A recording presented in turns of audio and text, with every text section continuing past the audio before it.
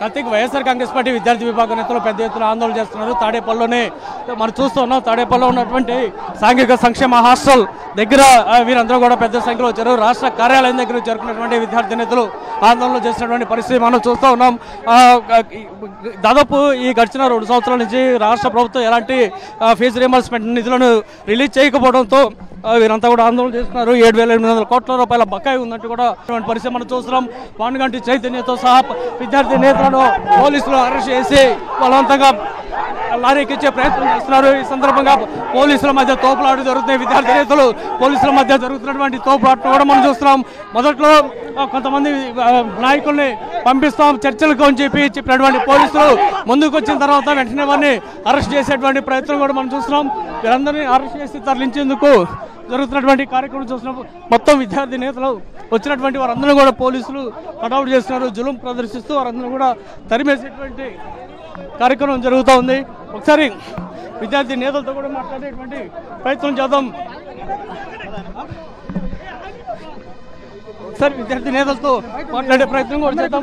సరే చైతన్య, ఈ పోలీసులు అరెస్ట్ ఏ విధంగా చూస్తున్నారు?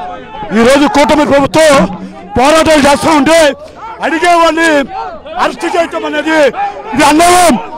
అధికారంలోకి వచ్చిన కలిసి ఎవరైతే పోరాటాలు చేస్తారో వీళ్ళందరూ అరెస్ట్ చేస్తూ ఉంటారు.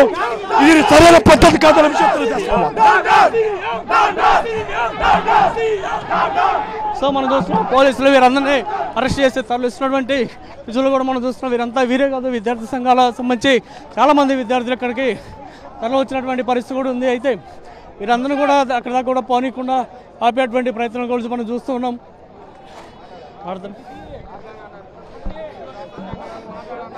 సో అనేక ప్రాంతాల నుంచి కూడా విద్యార్థి నేతలు వచ్చారు. రాష్ట్ర ప్రభుత్వం ఎంత నిధులు ఎందుకని ప్రభుత్వం ఇవ్వట్లేదు అనుకుంటున్నారు. విద్యార్థుల పరిస్థితి అంటే ఇప్పుడు సో ప్రభుత్వం ఎందుకని విద్యార్థి లోకం గురించి చంద్రబాబు పట్టించుకోవట్లేదు? ఎందుకని అంటే వాళ్ళకి ఓటు హక్కు లేదండి కొంతమందికి. అందుకని ఏంటంటే పేద ప్రజలు చదువుకోకూడదు అని చెప్పేసి ఇలా చేస్తున్నారండి. అది ఎంత ఇప్పుడు మీరు పోలీసులు కూడా అడ్డుకున్నారు. మీరు ఆందోళన చేస్తే పోలీసుల వైఖరిని ఏ విధంగా చూస్తున్నారు? అంతకుముందు జగనన్న ప్రభుత్వాన్ని రౌడీ రాజ్యం అన్నారు. ఇప్పుడు వాళ్ళు చేసేది ఏంటి? వాళ్ళు రౌడీలాగా చేసుకోవడం. ఇప్పుడు మేము అన్యాయంగా ఉన్న తీస్తున్నాం దీక్షలు. ఇవన్నీ కూడా పేద ప్రజలు చదువుకుంటారనే కదా ఇవన్నీ రోడ్ల మీదకి వచ్చింది. అదేదో మీరు ఫీజులు ఇస్తే సరిపోయేది కదా. ఎలా ఉంది స్వామి ఈ పోలీసుల వైఖరి ఏ విధంగా? బాగలేదు స్వామి, బాగలేదు. చైతన్యాన్ని అరెస్ట్ చేశారు, అడ్డుకున్నారు వచ్చేసి. తమ్ముడు, ఇప్పుడు విద్యార్థులు చాలా మంది చాలా పెద్ద సంఖ్యలో తరలి వచ్చారు కదా, ఏంటి మీ ప్రధానంగా మీ డిమాండ్ ఏంటి? మా ఫీజు రీయింబర్స్మెంట్ బాకీలన్నీ వెంటనే విడుదల చేయాలి సార్. అవి బాకీలు విడుదల చేయకపోవడం వల్ల మేము చదువుకోలేకపోతున్నాం, కాలేజీకి వెళ్ళలేకపోతున్నాం. కాలేజ్ సిబ్బంది మమ్మల్ని కాలేజీకి రానివ్వట్లేదు. ఫీజులు కడితేనే కాలేజీకి రండి అన్నారు. ఎగ్జామ్ రాసే పరిస్థితుల్లో మేము లేము. మా ఫ్యూచర్ ఎలా ఉండదు దాని గురించి కూడా ఆలోచించాలి కదా. తప్పకుండా మా ఫ్యూచర్ గురించి ఆలోచించి వెంటనే ఆ ఫీజు రీయింబర్స్మెంట్ బాకీలు విడుదల చేయాలి. పెండింగ్ ఉన్నవన్నీ గత ప్రభుత్వంలో బాగా చేశారు సార్.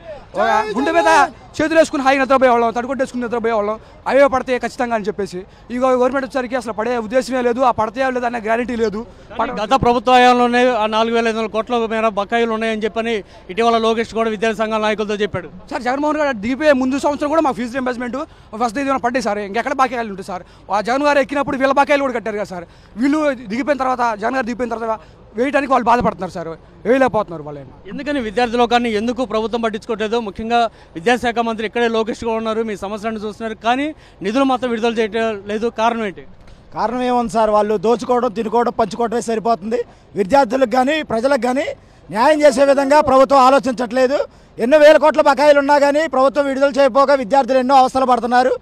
పరీక్షలు రానివ్వట్లేదు, హాల్ టికెట్లు ఇవ్వట్లేదు. కోర్సులు అయిపోయిన తర్వాత సర్టిఫికెట్లు కూడా జారీ చేయని పరిస్థితి ఈరోజు రాష్ట్రంలో నెలకొంది సార్.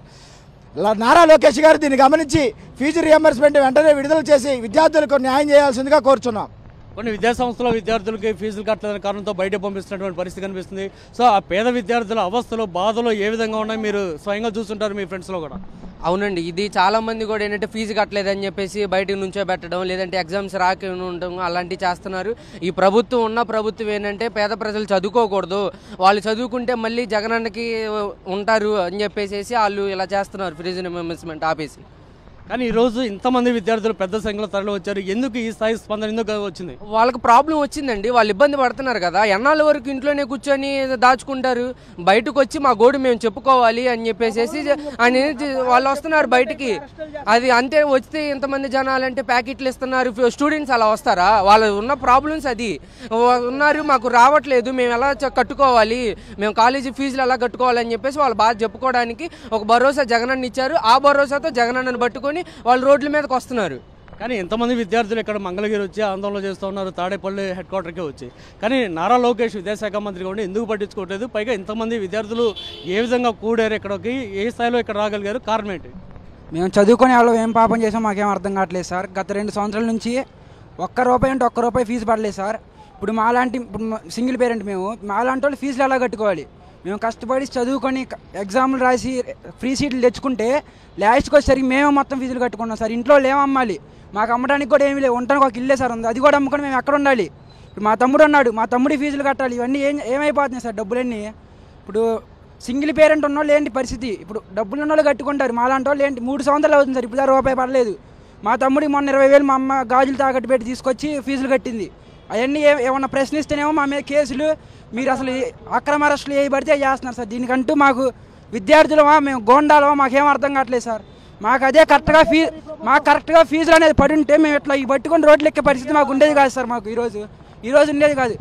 మేము ఈ కూటమి గవర్నమెంట్ని మేము బతిమలాడుతున్నాం సార్, మేము బతిమలాడుతున్నాం. మా ఫీజులు మాకేయండి, మా ఫీజులు మాకేసి మమ్మల్ని హెల్ప్ చేయమనే కోరి. రాష్ట్ర ప్రభుత్వం ఇప్పటికే దాదాపు ₹2,70,000 కోట్ల అప్పులు చేసింది, కానీ మీకు ఇవ్వాల్సిన 7,800 కోట్లు ఇవ్వడానికి కూడా చేతులు రావట్లేదు ముఖ్యమంత్రి చంద్రబాబుకి. కారణం ఏం కనిపిస్తుంది? డెవలప్ అన్నారు కదా సార్, డెవలప్ ఏం మాకు కనిపించలేదు సార్. డెవలప్మెంట్ చేస్తున్నాం అంటున్నారు, పెద్ద పెద్ద బిల్డింగ్లు అంటున్నారు, చూస్తేనేమో గ్రాఫిక్స్ కనబడుతుంది అక్కడ. మాకేమో ఫీజులు లేవు సార్, ఫీజులు లేవు, మేము స్టూడెంట్స్ కదా, మా ముందు ఫీజులు కావాలి. ఏమైపోతుంది సార్ డబ్బులన్నీ? ఒక పథకం అనేది వచ్చిందా?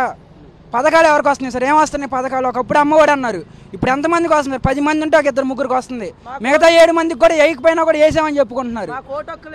ఇది మంచి ప్రభుత్వం కాదు, ఇదంతా నకిలీ ప్రభుత్వం ఇదంతా. ఎందుకంటే ఏం చేస్తున్నారన్న, అంతా షోయింగ్ తప్పితే ఏమి లేదు, అంతా షోయింగ్ తప్పితే ఆఖరికి స్కూల్కి వెళ్ళినా సరే స్కూల్ సెటప్లు వేసుకొని చేసుకోవాల్సిన పరిస్థితి. అంత చండాలం అంత చండాలం అంటే అంత చండాలం. ఎందుకని స్కూల్ సెటప్లు ఎందుకు వేసుకున్నారు? నేరుగా స్కూల్లోకి వెళ్ళే కార్యక్రమాలు చేయొచ్చు కదా. చేసింది ఏం లేదు కదన్నా, వీళ్ళు చేస్తే నిజంగానే వెళ్ళి అక్కడ చేసి ఉన్నది. అంతా చేసింది జగన్ అన్న. ఇటువరకు మా ప్రభుత్వం ఉన్నప్పుడు అంత బాగా చేశారు, జగన్ అన్న చేశాడు కాబట్టి ఇటువరకు నేరుగా వెళ్ళి చేసి చూసి మా అన్ని చూపించాడు అన్ని. ఇప్పుడు ఏం చేశారని వీళ్ళు అందుకే సెటప్లు వేసుకొని మరి చేస్తున్నారన్న. అంతే, అంత షోయింగ్ ప్రభుత్వం ఇది, మంచి ప్రభుత్వం అయితే కాదు. ఇంతమంది విద్యార్థులు ఒక చోట చేరారు కదా, ఏ విధంగా ఉంది? పోలీసులు మిమ్మల్ని అడ్డుకున్నారు, కనీసం లోపల కూడా ఇవన్నీ పరిస్థితి కనిపిస్తుంది. పోలీసుల వైఖరిని, ప్రభుత్వ వైఖరిని ఏ విధంగా చూస్తున్నారు? ఇదంతా దోపిడీ రాజ్యం సార్. మేము మా కష్టాలను చెప్పుకోవడానికి వచ్చాం, అందరూ అరెస్ట్ చేస్తున్నారు. జగన్ ఉన్నప్పుడే మాకు ఈ ప్రభుత్వం బాగుంది. ఇప్పుడు ఈ ప్రభుత్వం వచ్చిన కాడి నుంచి కాలేజీ ఫీజులు కానీ మాకు ఏమి అన్నట్లా ఇస్తున్నా అన్నారు, ఇవ్వట్లేదు. అందరూ చదువుకునే వాళ్ళు కూడా రోడ్ల మీద పడుతున్నారు, చదువుకోకుండా అందరూ పనులకి వెళ్తున్నారు, అమ్మా నాన్నలు కష్టపడుతున్నారు, ఉండలేక చచ్చిపోతున్నారు కాలేజీ ఫీజులు లేక. చాలామంది చచ్చిపోయిన రోజులు కూడా ఉన్నాయి కాలేజీ ఫీజులే కాక. జగనన్న రావాలి, మాకు జగనన్న పెట్టిందే మేము చేసుకుంటాం. జగనన్నంత వరకు మాకు ఈ ప్రభుత్వం బాగుంది. కానీ ఇన్ని లక్షల మంది విద్యార్థులు కష్టపడుతుంటే, ఇబ్బందులు పడుతుంటే ఎందుకు మంత్రి లోకేష్ కానీ ముఖ్యమంత్రి చంద్రబాబు కానీ పట్టించుకోవట్లేదు అంటే ఏం చెప్తారు? పెడతలేదు సార్, ఎవరో మాకు ఇంత ఓడికి ఒక్క స్టూడెంట్కి కూడా ఎవరికి రాలేదు. ఇంత ఒక కాలేజీ ఫీజు కానీ ఎవరికి కానీ ఒక రైతుకు కూడా ఎవరికి పెట్టింది లేదు. వస్తున్నారు, ఏదో నాన్నగారిదానికి అలా కనపడుతున్నారు, 2 మాటలు మాట్లాడుతున్నారు, వెళ్తున్నారు. పొలాలు పోయినప్పుడు ఊరికి చేయలేదు, దిగుతున్నారు, వెళ్ళిపోతున్నారు. జగనన్న అయితే పొలాల్లో దిగుతున్నాడు, ఏదైనా రైతు కష్టం వస్తే అంత ఫలితం చూపిస్తున్నాడు. కానీ ఈ ప్రభుత్వంలో అసలు లేదు. ఆ ప్రభుత్వం జగనన్న ప్రభుత్వమే బాగుంది అప్పుడు. సో ఇప్పటికైనా ప్రభుత్వం స్పందించబోతే నెక్స్ట్ మీ కార్యాచరణ ఏ విధంగా ఉండబోతుంది? మీ విద్యార్థులకు ఏ విధంగా స్పందించబోతుంది? నెక్స్ట్ మీ స్పందించకపోతే ఈ ప్రభుత్వం నెక్స్ట్ నారా లోకేష్ గారి కార్యాలయాన్ని ముట్టడిస్తాం. తదుపరి అప్పుడు కూడా పని అవ్వకపోతే తదుపరి సీఎం ఆఫీస్ని ముట్టడిస్తాం. ఖచ్చితంగా మా నాయకుడు చైతన్యాన్ని మాత్రం ఆపినంత మాత్రాన అంతా ఆగదు. నష్టపోయిన పిల్లలందరూ వీళ్ళంతా నష్టపోయిన పిల్లలే, వీళ్ళు నష్టం నుంచి వచ్చిన ఇదంతా తిరుగుబాటు. ఈ తిరుగుబాటు ఆగేది కాదు. అన్న అరెస్ట్ చేయడం వల్ల అణిచివేయబడేది కాదు. తప్పకుండా ఈ పరువు కొనసాగుతూనే ఉంటుంది. సరే, యాక్చువల్గా ఇవాళ హాలిడే కూడా కాదు, కాలేజ్ వర్కింగ్ డే. మేమందరం కాలేజీలు మానుకొని మరి మా ఫీజుల గురించి మేము ఇక్కడ ధర్నా చేస్తున్నాం సార్. మేము కూటమి ప్రభుత్వాన్ని మేమేం బ్యాడ్ చేయడానికి రాలేదు, మాకు రావాల్సినప్పుడు మేము అడుగుతున్నాం. కాలేజీకి సెలవు పెట్టి మరీ ఇక్కడికి వచ్చి ధర్నా చేస్తున్నాం. మాది ఇక్కడ కాదు సార్, మాది మైలవరం కాన్స్టిట్యున్సీ. అక్కడ నుంచి ఇక్కడికి నమ్మకం మీద, జగనన్న మీద నమ్మకం మీద వచ్చి ఇక్కడ ధర్నా చేస్తున్నాం. మేము మా ఫీజులు మేము అడుగుతున్నాం అంతే. మేమే ఎవరిని తిట్టట్లేదు, ఎవరిని ఏమనట్లేదు. మా ఫీజులు మాకు రావాలి, మా హక్కు మాకు రావాలి. సో ఇది పరిస్థితి కార్తీక్ మనం చూస్తున్నాం. ఖచ్చితంగా మా హక్కు ఫీజు రియంబర్స్మెంట్ కింద రావాల్సినటువంటి నిధులు అనేవి ఖచ్చితంగా వాటిని ఇచ్చి తీరాల్సిందనేది విద్యార్థులకు చాలా స్పష్టంగా ప్రభుత్వాన్ని హెచ్చరిస్తుంది. ఖచ్చితంగా ఇది కనుక ఇవ్వకపోతే రానున్న రోజుల్లో పెద్ద ఎత్తున ఆందోళన కూడా చేస్తాం. చివరికి మంత్రి నారా లోకేష్ కార్యాలయాన్ని ముట్టడించడానికి కూడా మేము వెనకాడేది లేదని కూడా వీరంతా విద్యార్థులు చెప్తున్నటువంటి పరిస్థితి కనిపిస్తుంది.